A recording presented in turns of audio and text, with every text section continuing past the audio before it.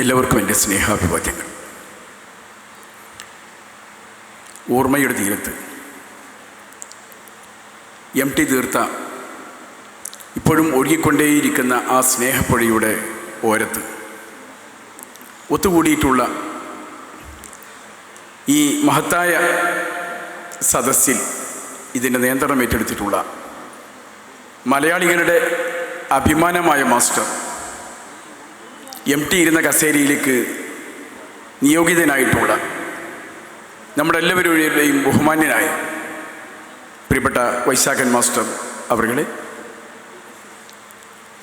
മലയാള സാഹിത്യത്തിൻ്റെ അടുത്ത ചങ്ങാതിച്ചി, തമിഴകത്തിലെ ശ്രദ്ധേയയായ, രാജ്യത്തോളം ഉയർന്നു നിൽക്കുന്ന, ഞങ്ങൾക്ക് ഇന്ന് സന്തോഷിക്കാവുന്ന രീതിയിൽ ഇവിടെ വന്ന് MTയുടെ ഓർമ്മകൾ നമ്മുമായി പങ്കുവെച്ച് ഇതിൻ്റെ ഉദ്ഘാടന കർമ്മം നിർവഹിച്ച പ്രിയപ്പെട്ട ശിവശങ്കരി, MTയെ വരച്ച് കാണിച്ച് കുറഞ്ഞ വാക്കുകളിലാണെങ്കിലും നമ്മുടെ കണ്ണ് നനയിപ്പിച്ചുകൊണ്ട് പ്രസംഗം അവസാനിപ്പിച്ച പ്രിയങ്കരനായ നമ്മുടെ MP അബ്ദുസമദ് സമദാനി സാഹിബ് അവരുടെ, എൻ്റെ പ്രിയങ്കരനായ നിയമസഭാ അംഗമായ സഹപ്രവർത്തകൻ, ഇവിടെ സ്വാഗതം ആശംസിച്ച പ്രിയങ്കരനായ നന്ദകുമാർ, വേദിയിലുള്ള പ്രിയങ്കരനായ ഡോക്ടർ ശ്രീകുമാർ, ഏറ്റവും വിശിഷ്ടരായ വ്യക്തിത്വങ്ങൾ നിറഞ്ഞു നിൽക്കുന്ന ഈ സദസ്സിലുള്ള ഏറ്റവും ബഹുമാന്യരായ ജ്യേഷ്ഠാഞ്ചന്മാരെ, പ്രിയപ്പെട്ട സഹോദരികളെ, സുഹൃത്തുക്കളെ, 32 വർഷത്തിന് ശേഷം MT ഇല്ലാതെ ഒരു തുഞ്ചനോത്സവം ഇവിടെ തുടക്കം കുറിച്ചിരിക്കുക. ആ വലിയ ഓർമ്മകൾ നമ്മുടെ മുമ്പിലുണ്ട്. ഇല്ല, മരിക്കയില്ല. വൈശാഖൻ മാസ്റ്റർ പറഞ്ഞതുപോലെ നമ്മളിലൂടെ നമ്മുടെ ലോകത്ത് MT ജീവിക്കുക തന്നെ ചെയ്യും. നാം ജീവിപ്പിക്കേണ്ടതുണ്ട്. അത് നമ്മുടെ കടമയാണ്. MT കൺമറഞ്ഞ ആ വലിയ മനുഷ്യൻ മൺമറഞ്ഞ ഒരു സാഹചര്യം മലയാളികൾ ഇവിടെ സമദാനി പറഞ്ഞു വെച്ചത് കൂടി കൂട്ടിച്ചേർത്താൽ സ്വല്പം ഹൃദയ വേദനയോടുകൂടിയാണ് മുന്നോട്ട് പോകുന്നത്. നാം വലിയ ഉന്നതിയിലെത്തിയിട്ടുണ്ട്. നാം അഭിമാനിക്കും. വിദ്യാഭ്യാസ രംഗത്ത്, സാംസ്കാരിക രംഗത്ത്, സാക്ഷരതയിൽ അത്യുന്നതങ്ങളിൽ, വൈജ്ഞാനികമായി വളരെ വലിയ ഉയർച്ച നേടി എന്നൊക്കെ നമ്മൾ അഭിമാനിക്കും. സമദാനി സാഹിബിൻ്റെ കണ്ണിൽ പെടാത്തത് കൊണ്ടായിരിക്കാം കഴിഞ്ഞ ഒരു മാസത്തിനുള്ളിൽ 3-4 സംഭവങ്ങൾ എന്നാണ് സമദാനി പറഞ്ഞു വെച്ചത്. അല്ല സമദാനി സാഹിബ്, 9 സംഭവങ്ങൾ. 9 കൂട്ടുകാരെ, മാതാക്കളെ, കുടുംബാംഗങ്ങൾ ഒന്നിച്ച്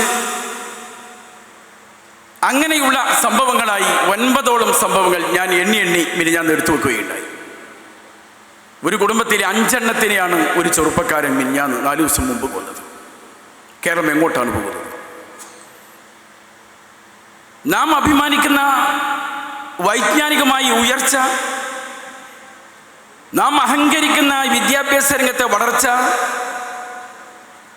നാം ഒക്കെ വിളിച്ചു പറയുന്ന സാക്ഷരതയിലെ ഔന്നത്യം എന്തുകൊണ്ട് സാംസ്കാരിക രംഗത്ത് നിഴലിക്കുന്നില്ല? അതിനെ തകർക്കുന്ന രീതിയിലേക്ക് മറ്റു പലതും മറുഭാഗത്ത് വളർന്നുകൊണ്ടിരിക്കുന്നു എന്നുള്ളതാണ് വസ്തുത.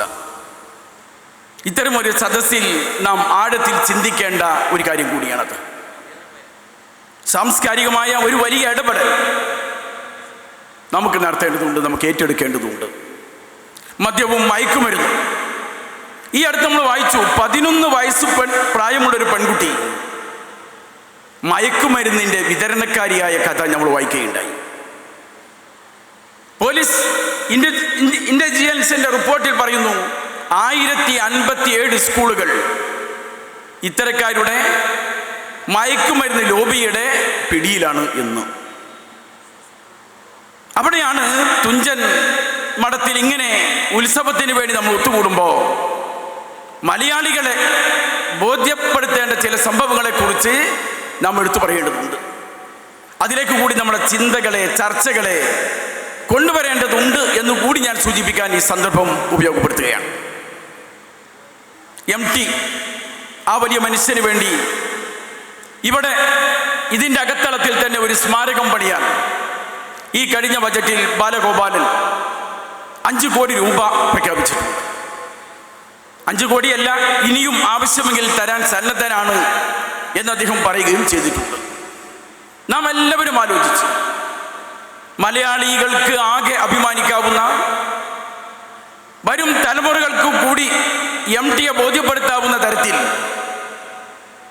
അന്തസ്സാർന്ന ഉചിതമായ ഒരു സ്മാരകം നമുക്കിവിടെ പണിതുയർത്തേണ്ടതുണ്ട്. അതിനെക്കുറിച്ചുള്ള ചിന്തയും ചർച്ചയും അതിൻ്റെ സമിതിക്കകത്ത് നടക്കും എന്നെനിക്ക് ഉറപ്പുണ്ട്.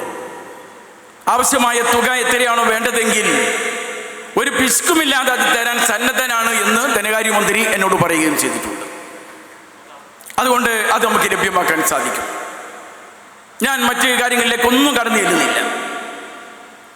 MT ഇന്ന് നമ്മോടൊപ്പം ഇല്ല. നമുക്ക് MTയെ ജീവിപ്പിക്കുക തന്നെ വേണം. ജീവനുള്ള മനുഷ്യനുള്ള കാലത്തോളം ഈ MT നമ്മുടെ മുമ്പിലുണ്ടാവും.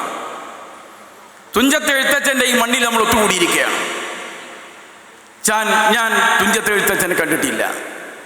എനിക്കറിയാം, നിങ്ങളും കണ്ടിട്ടില്ല. രാമൻ്റെ അനുജൻ എഴുത്തച്ഛനെ, അനുജനെ, ആ എഴുത്തച്ഛനെ ഞാൻ കണ്ടിട്ടില്ല, നിങ്ങളും കണ്ടിട്ടില്ല. പക്ഷെ ഞാൻ കണ്ടിട്ടുണ്ട്, നിങ്ങളും കണ്ടിട്ടുണ്ടാകും. ഞാൻ കണ്ടത് ഈ വലിയ പെരുന്തച്ഛനിലൂടെയാണ്. ഞാൻ കണ്ട എഴുത്തച്ഛനാണ് MT. ആ MTയെ പ്രണാമം അർപ്പിച്ചുകൊണ്ടാണ് ഈ സദസ്സ്. സർവപ്രമാണവും അഭിനന്ദനങ്ങൾ.